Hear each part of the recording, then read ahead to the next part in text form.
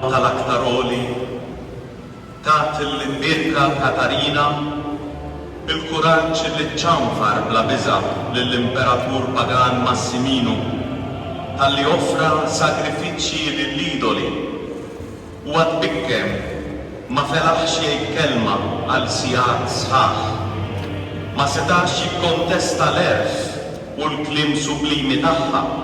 Għalhekk Katarina kantat lill-Alla b'ratt il-ħajr Alleluja. Hekk tkanta il-Knisja Biżantina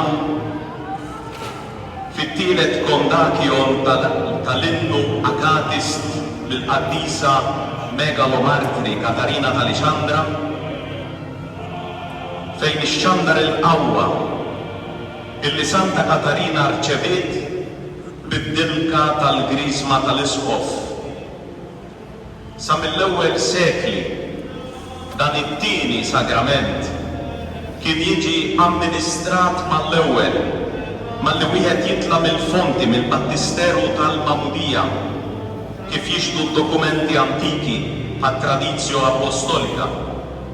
In-neofita jiġifieri dak li jkun għadu kif tammet kien jiġi midluk kollu kemm hu biż-żejt ikkonsagrat tal-Grisma imsejjaħ iż-żejt tar-Ratt il-ħajr, iż-żejt tal-Ewkaristija. Kien jindilek il-ġisem kollu għaliex Alla ma ħalaq xejn fil-bniedem li mhuwiex tajjeb. Ma' żmien fir-riti tal-punent, jiġifieri r-rit Latin dak li nappartjenu għalih aħna, ir-rit Ambrosjan, jiġifieri ir-rit tal-Knisja ta' Milan u l-madwar, u fir-rit Ispaniku Mozarabiku minħabba n-numru kbir ta' mamudijiet ta' trabi fejn huma l-ġenituri u l-parrini illi jagħmlu l-istqarrija f'isem it-tarbija, il-Grisma bdiet tiġi amministrata snin wara u kisbet l-idea ta' konfermazzjoni fejn wieħed jafferma dak illi jkun irċievi bħala tarbija. Fil-Knejjes tal-Orjent iżda għall-Knisja Biżantina, Armena, Kopta, Etjopika u oħrajn, il-Grisma hija amministrata minnu fih lil dak li jkun għadu kemm tammet, kemm jekk ikun tarbija u kemm jekk ikun adult. Dan għaliex il-Grisma hija ħafna aktar minn sempliċi konfermazzjoni, mhijiex sempliċi konferma jew validazzjoni tal-mamudija, ma hija sagrament fiha nnifisha. Id-dilka tal-Grisma hija konsagrazzjoni. Iż-żejt li jiġi użat fiċ-ċelebrazzjoni tal-Grisma tal-Isqof huwa żejt ta' żebbuġa, żejt sempliċi, għaliex Alla jinqeda b'dak li hu sempliċi sabiex jasal għandna. Huwa żejt ta' żebbuġa imħallat ma' fwejja prezzjużi li jfakkarna fil-kliem tal-Apostlu San Pawl li fit-tieni ittra lill-Korintin iħeġġiġna sabiex inwasslu il-fwieħa ta' Kristu lil kulħadd. Huwa żejt li jiġi konsagrat mill-Isqof ta' Djoċesi imdawwar mill-Presbiteri tiegħu nhar ħamis ix-xirka, nhar l-istess żejt illi bih ġejna mitlukin aħna fil-mamudija u l-Grisma tagħna jintuża wkoll fl-ordinazzjoni tal-isqfijiet u tal-Presbiteri, kif ukoll meta jiġu konsagrati l-altari u l-knejjes tal-ġebel. Mela jekk dan iż-żejt għandu il-qawwa u s-seta li jibdel bini tal-ġebel bl-ħajja f'tempju dedikat lill-Alla, kemm aktar għandu s-seta biex jagħmel minni u minnek tempju ħaj ikkonsagrat lill-Alla l-ħaj. Dan hu li nsiru permezz tal-Grisma. Aħna niġu immarkati b'marka li ma titħassarx.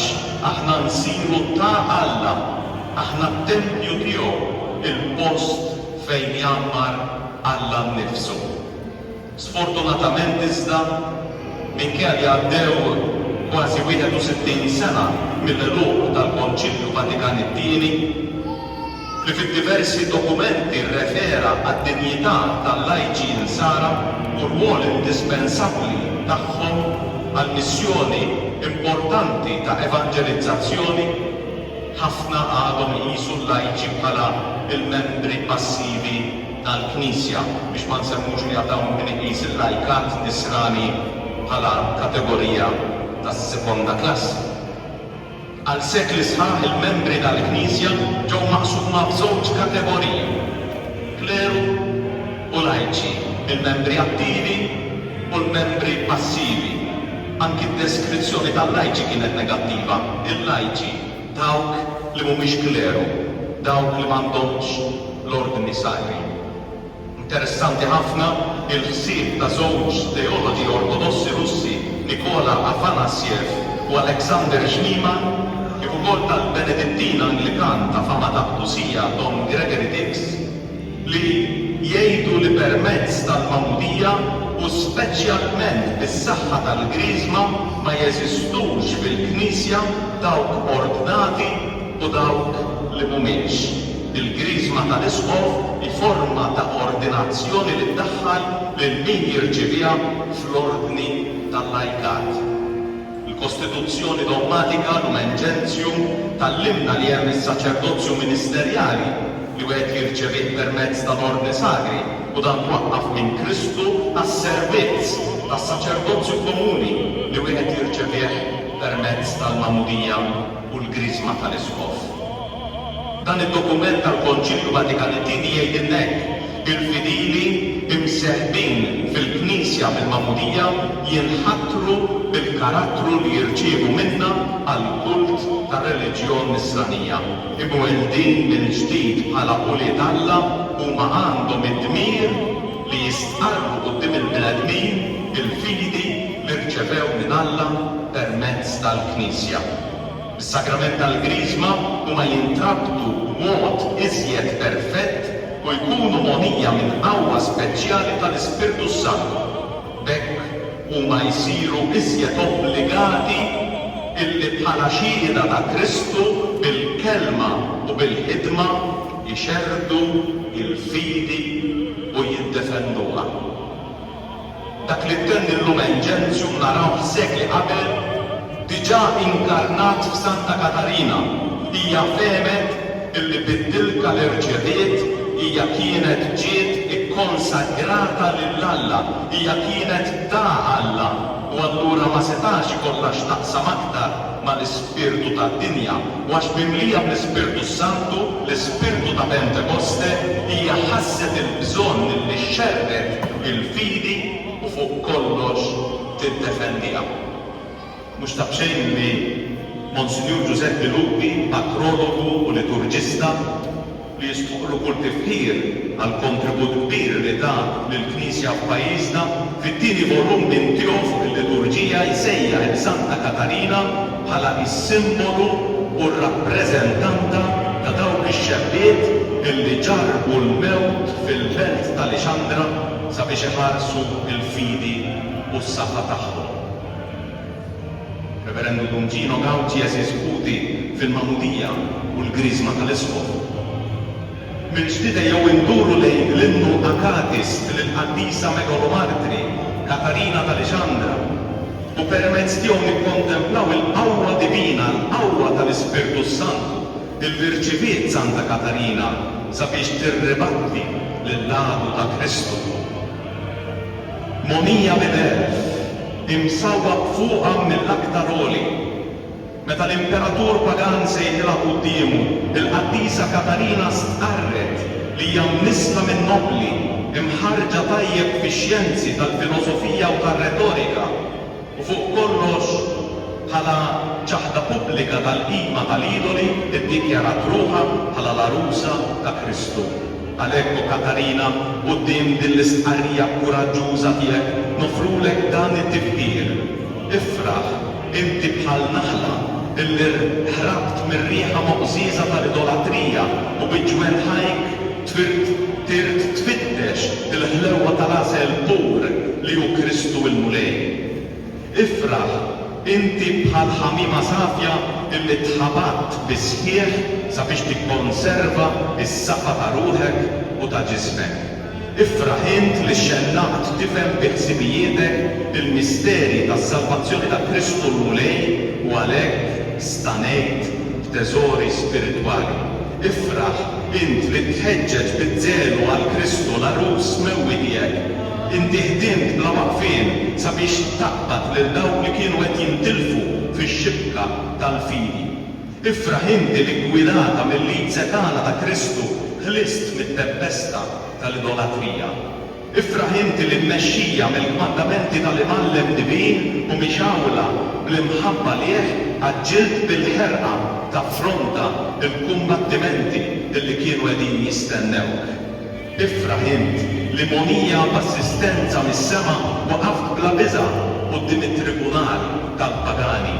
Ifraħ int għax bil-qlubija setana tiegħek aġġibt lill-imperatur tiranniku innifsu. Ifraħ int mibnija minn Kristu bħal fortizza tal-fidi li ġib fix-xejn in-nuqqas ta' twemmin. Ifraħ inti l-kewba radjanti ta' filgħodu li tħabbar bħaż-żerniq is-salvazzjoni lil dawk li permezz tiegħek jaslu għand Kristu. Ifraħ inti atleta li għalibt lill-mexxej ta' din id-dinja bħalma torċa mixawla titfi id-dlam. Ifraħ int l-eluq imqaddes li jħares il-merħla li tipproteġi n-naġ ta' Kristu mill-lupu inkurlat u mġewwaħ għall-erwieħ. Ifraħ o Katarina Arusa l-aktar arfa ta' Kristu. Eżis kuti Santa Katarina għax għarfet xirċeviet fil-mamudija u fil-grizma, allura waqfet bla biża' ta' xejn quddiem l-edewa ta' Kristu u tal-Knisja tiegħu. Il-pionier tal-moviment liturġiku Pius Barx fil-5 volum dwar is-sena liturġika huwa jikkummenta fuq it-testi liturġiċi ta' nhar il-25 ta' Novembru jisħaq li kienet il-qawwa tal-Ispirtu Santu li rċeviet mis-sakramenti li anqlet lix-xebba Santa Katarina tiddefendi l-fidi Kristjana quddiem il-pagani.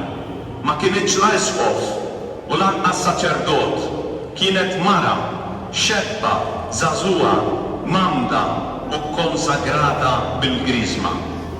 Ħafna jaħsbu li s-saċerdoti u reliġjużi biss ġew magħżula jew huma konsagrati, iżda mhux biss, kif smajna permezz tal-Lumen Gentium u kif naraw fil-ħajja tal-Qaddisa Alexandrina, kull min irċieva l-mamudija u l-grizma huwa magħżul u mibgħut biex jixandar l-isbaħ aħbar illi Kristu miet u qam minn bejn l-imwiet rebbieħ fuq id-dnub u l-mewt. Hawn ta' min nieqfu ftit u nistaqsu lil nfusna. Jiena nemmen tassew illi ġejt magħżul minn Alla u kkonsagrata lieh permezz tal-grizma, nemmen li jiena tempju ħaj tal-Ispirtu Santu u allura mhux kollox jotta lija. Għandi kontroll fuq il-ħsibijiet tiegħi, il-ħares, il-kliem u l-emil tiegħi. Inżomm ħaj fija spirtu ta' ta' tifħir lill-Alla. Qiegħed naqdi dmiri li nittrasmetti l-fidi fil-familja u ma' dawk li niltaqa' magħhom. Interessanti ħafna prattika antika fil-Knisja tal-Edem li għatanna ħjil tagħha f'ċerti manuskritti antiki. F'dawn id-dokumenti ninnotaw ritwal kemm xejn kurjuż wara d-dilka tal-grizma fil-knejjes tal-bidu. Fejn dawk li jkunu għadhom kif ġew midluka kien isirilhom il-ħasil ta' riġlejn. Ritwal li aħna familjari miegħu nhar il-ħamis ix-xirka fil-quddisa ta' filgħaxija. Il-Konċilju ta' Elvira li Duxen jiddattaħ bejn is-sena 300 u 303 diġà jsemmi dan ir-rit wara d-dilka mqazza u jgħid li għandu jsir minn kieriku u mhux minn presbiteru. Kemm il-missale Gallicanum Vetus u l-missale Goticum ituna l-formula użata li kienet tgħidlek jien naħsillek riġlejk, hekk kif is-Sinjur tagħna Ġesu Kristu għamel id-dixxipli tiegħu għamel int lill-frustier u lil min qed jivvjaġġa sabiex ikollok il-ħajja ta' dejjem. X'għandu x'jaqsam il-ħasil tar-reġlejn mad-dilka tal-grizma? għandu u kif. Il-Grisma tagħmel minna dixxipli ta' Kristu u Kristu jitlob mid-dixxiplu li jimxi fuq il-passi tiegħu, anzi il-Grisma tagħmel minna Kristu ieħor. Sewwa sew kif jgħid San Ċiprian ta' Kartaġni, Christianus alter Christus, in-Nisrani huwa Kristu ieħor. Bħala dixxipli ta' Kristu u bħala xemm ma' Kristu aħna msejħin nimxu fuq il-passi ta' Ġesu. Nisimgħu ir-Raba Vanġelu x'jgħidilna. L-Ispirtu Santu li anqal l-awturi sakri irid jgħidilna xi ħaġa permezz tar-Raba Vanġelu. It-tliet Vanġeli sinottiċi jitkellmu fuq it-twaqqif tal-Ewkaristija. Raba wieħed ma jitkellimx fuq it-twaqqif, fuq l-istituzzjoni tal-Ewkaristija u minflok ipoġġi il-ħasil tar-riġlejn. Isimgħu xi jgħid San Ġwan wara li ħasslilhom saqajhom libes il-mandar u reġa' qgħad fuq il-mejda u qalilhom tafu x'għamiltilkom. Intom issejħuli li mallem u l-mulej u tgħidu sew għax hekk jien. Mela jekk jien li jiena l-mulej u li mallem ħsiltilkom saqajkom, hekk intom għandkom taħslu saqajn xulxin għax jiena tajtkom eżempju biex kif għamilt jiena magħkom hekk tagħmlu intom ukoll. Tassew ngħidilkom li l-sir mhuwiex aqwa minn sidu, anqas il-messaġġier ma waqwa minn min jibgħatu. Jekk dawn il-ħwejjeġ tafuhom, ħenjin intom jekk tagħmluhom. Dan hu mistenni mid-dixxiplu ta' Kristu. Iżda minkejja li aħna mamda u konsagrati bil-Grisma ħafna drabi għadna nirraġunaw ta' pagani. Jekk jonqosna xi ħadd flok nitbaxxew qudiemu bħal Kristu, ngħidu li mhux sa naqgħu għalih. Jekk bniedem jiġi jittallaf naraw kif neħilsu minnu flok nitbaxxew qudiemu. Meta jiżbalja xi ħadd jew anki jekk ma jiġbiddilx xi ħadd niġġudikawh flok nitbaxxew qudiemu u naċċettawh. Nitkellmu fuq xulxin nafu nkunu razzisti, nibdew bil-politika biex jinġibu l-firda jew il-partiti tal-festa. Flok inservu u mbaxxu rasna quddiem xulxin. Meta Kristu li mallem niżel arbubteh quddiem dawk li ċaħduh, abbandunawh u tradewh sabiex jaħslilhom riġlejhom u llum għadu jinżel qudiemna jaħslilna riġlejna fis-sagrament tal-qrar u jitlob illi aħna bħalu naħfru lil xulxin. Santa Katarina femet tassew xi tfisser tkun dixxiplu tal-Mulej Ġesu min jaf kemm dwew f'widneha il-kelmiet ta' Kristu fl-Evanġelju skont San Mattew għax jiena kont bil-ġuħ u tmajtuni, kont bil-għaġġ u sqejtuni, kont barrani u lqajtuni, kont teri u libbistuni, kont marit u ġejtu tarawni, kont fil-ħabs u ġejtu iżżuruni. Tassew ngħidilkom kull ma għamiltu ma' wieħed mill-iżgħar fost dawn ħudi għamiltuh miegħi. Santa Katerina uriet ruħha dixxiplu vera tal-Mulej għaliex hija rat wiċċ Kristu fin-nies ta' madwarha, rat wiċċ Kristu fil-fqir u fil-batut, anzi fl-ifqar fost il-fqar, f'dawk li minħabba djufija umana żbaljaw u nqabdu oħrajn li kienu fil-ħabs intortament sempliċement minħabba il-fidi fi Kristu. Meta hija innoċentament ġiet mitfuha l-ħabs, rat wiċċ Kristu fil-priġunieri li s-soċjetà tittimbra u twarrab fejn anke wara li jinħelsu mill-ħabs jibqgħu immarkati għal omorhom. Biżejjed issaqsi lil min ħareġ mill-ħabs illum jekk hux faċli jsib xogħol.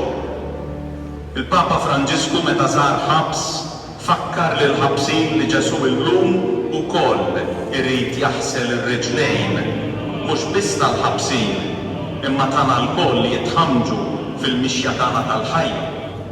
U dan hu li għamlet Santa Katarina ma ħarsitx lejn il-ħabsin bħala nies tas-sekonda klassi imma hemm ġew xandret bil-qawwa il-Kristu u l-ġeografija tgħidilna li kienu madwar il-200 dawk li laqgħu il-fidi vera u ħadu il-ħasil tal-Magħmudija. Id-dixxiplu ta' Ġesu bħal Santa Katarina irid ikun lest iservi u jaqdi lil kulħadd. U rridu nibdew mid-djar tagħna, fil-familji, fuq il-post tax-xogħol, fil-parroċċa, fil-każini u fl-aqdiet. Ejjew insarfu fil-prattika d-devozzjoni tagħna lejn Santa Katarina mhux biss f'dawn il-ġranet tal-festa, imma matul is-sena kollha billi nkunu dixxipli awtentiċi tal-Mulej Ġesu. Mhux kombinazzjoni li hija patruna ta' din il-belt, iżda kienet il-provvidenza ta' Alla li ħattrita patruna taż-Żejtun. Ftakar mela li bħal Santa Katarina inti rċevejt il-mamudija, inti sirt ta' Kristu. Bħala ġejt ikkonsagrat bid-dilka mqazza tal-Griżma, żomm quddiem għajnejk li inti kkonsagrat lil Alla, li inti ta' Alla. Ara li tgħix ta' nisrani u li tiddefendi l-valuri insara, ara li d-devozzjoni tiegħek lejn Santa Katarina ma tkunx waħda ta' ipokrezija, ara li bħala tiddefendi l-fidi, ara li llum fi żmien li qed ngħixu fih ma tibżax titkellem favur il-ħajja u l-qdusija tal-ħajja tal-bniedem mill-konċepiment sal-aħħar nifs tiegħu. Ara li bi kliemek u wis aktar bemilek tiddefendi l-valur ta' żwieġ nisrani u l-ħajja tal-familja. Jekk inqas, jekk waqajt, tibżax, terġa' qum. In-nisrani veru mhux dak li ma jiżbaljax, imma dak li jqum ta' kuljum u jerġa' jibda it-triq it-tajba. Tibżax tersaq lejn is-sagrament ta' rikonċiljazzjoni biex tibda mill-ġdid. Ara li f'dawn il-ġranet tal-festa tagħmel att ta' karità lejn minhu fqir, lejn minhu batut. Dan hu l-isbaħ mod kif tagħti ġieħ lill-Alla u tiċċelebra bl-aktar mod din il-festa ta' Santa Katarina.